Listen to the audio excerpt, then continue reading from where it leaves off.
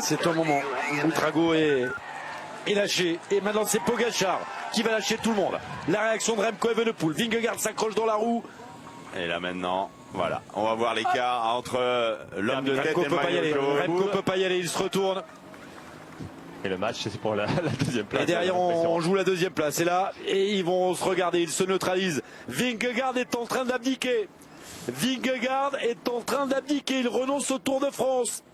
À l'image de ce qui s'est passé sur les routes du Tour d'Italie, où le dauphin et le troisième du général laissaient partir Pogačar tellement il était supérieur. Et bien là aussi, en dernière semaine, voilà, on va plutôt jouer la deuxième et la troisième place avec un Vingegaard qui se cale dans la roue du maillot blanc. C'est l'accélération qui a fait mal à Evenepoel. Au moment où il s'est mis debout, on a vu le différentiel, il a même pas essayé, Remco. Il est parti pour aller chercher la victoire d'étape, mais il y a 2,30 à reprendre. Il faut aller les chercher. Il faut aller les chercher. Petit détail qui n'a pas échappé à Antoine. On n'a plus le droit de ravitailler. Antoine et Matteo, Jorgensen n'a plus de bidon. Je suis pas sûr que s'il y a un bidon encore pour un petit bidon, pour Poggi.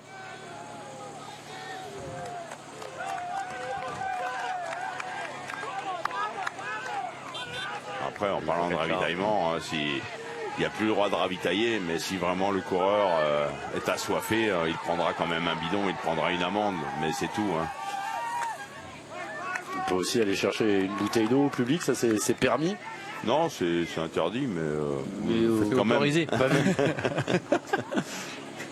On va surveiller l'écart. Ce qui reprend à chaque kilomètre, on voit depuis qu'il a attaqué quand même l'écart est en train de rapidement diminuer. Parce que derrière ça va creuser, on l'a compris, Evenepoel et Vingegaard, ils sont dans un autre match maintenant.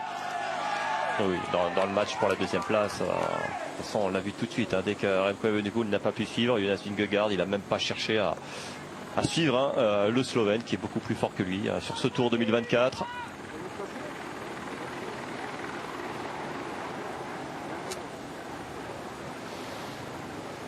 C'est un nouveau on avait plus de doute, là on aura quasiment plus ce soir. On a lavé les doutes.